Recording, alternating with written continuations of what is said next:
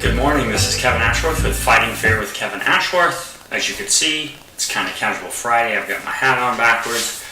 This is actually a new hat I got from Northwest Anxiety Institute, so I have one, and that's my swag. I wanted to check it out.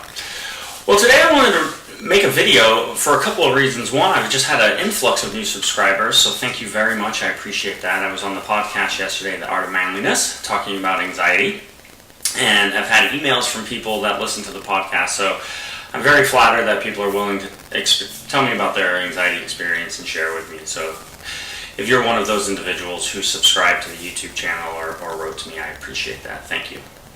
I was at the gym this morning and soaking, and a gentleman said to me, I'm not superstitious, but isn't this a great way to start out the Friday the 13th?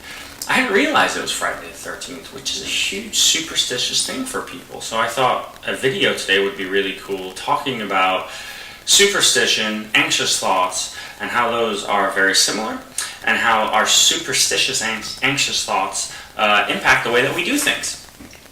In many respects, the way that we understand our thoughts are that they often feel very real, particularly related to anxious or dangerous scenarios. So when we worry in the future about something bad happening, it feels very real. So we put a lot of weight into the value of that thought. What if something bad happens to my child? What if I don't do well at school? What if I lose my job? Even though you may not actually be in threat of any of those bad things happening. So really this comes down to being able to recognize the difference between a thought is just a thought and a feeling is a feeling, and just because I think something doesn't make it true. So just because I think that 13 is a bad number doesn't actually make things related to 13 to be bad. In fact, I was actually born on May 13th, and so I've kind of owned that as my cool factor most of my life, instead of running from it. But culturally, we make lots of decisions about superstition. We don't walk under ladders. There's probably some good reason there. But we don't want mirrors to break because of 7 years bad luck. We don't like cats to walk in front of our path. And we certainly don't say things if we want good things to happen. We don't want to put out the negative juju or whatever it is. So people would have a really hard time saying, I really hope today I get in a car accident. Or, there's no way I'm going to get in a car accident, because either one will lead to potentially devastating effects through the universe. People may not celebrate a job interview because they think that might jinx getting the new job. And certainly may not sleep in a hotel on the 13th floor in case somehow that causes some superstitious factor to that. So, helping people get over anxiety is often challenging this idea that thoughts are something other than just thoughts. And so how do you do that?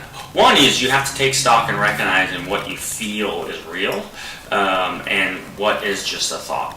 So how many of you out there actually believe in superstition, actually believe that what you put out into the universe really does impact and reflect you?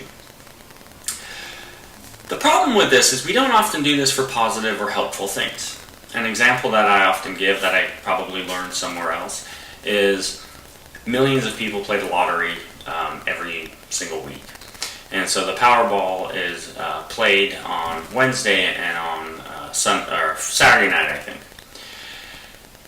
Most people would agree that, what's today, Friday. So if I leave now and I buy a lottery ticket and I spend the next how many ever hours left in the Friday, all day Saturday night until they draw that lottery ticket, thinking about all the cool things I'm going to spend my money on, which is kind of the reason we get lottery tickets. It's for fun and for fantasy. It's certainly not statistically helpful. But most people would say hands down that does not increase the likelihood that I'm going to win the lottery. We would agree on that. That if I sit and think about the job interview and how well I did every single day and how I'm going to be so successful in the job, that will not increase the chances of me getting the job. But conversely, we do this all the time for fear and negative things. And it doesn't make sense. So, to get over your faulty thinking, to get over your thoughts, you have to recognize thinking something doesn't make it true. Lots of thoughts enter your brain. You can't control those. Being able to accept those thoughts, recognize them simply as a thought, and allow them to move on is the first kind of line of defense. Of course, if you've seen it in my other videos, I do exposure therapy, and so in exposure therapy, the goal is to help people move towards those thoughts. To say, if I was scared of driving, I would say, yes, I'm going to get in a wreck today. And accept that thinking that and talking like that does not increase the likelihood that that happens. We're talking about anxiety here. That is very different than kind of thinking about being successful. They do this a lot of in sports. Sports psychologists do a lot of positive, I'm forgetting the word, kind of imagination or positive, you're kind of thinking through the steps. And that can really help because we know our thoughts change our behavior. And so there's a difference between thinking in a certain way of like, I'm going to have a successful day, which increases my posture, which increases my interactions with individuals, which actually increases the likelihood of whether I'm having a good day or not.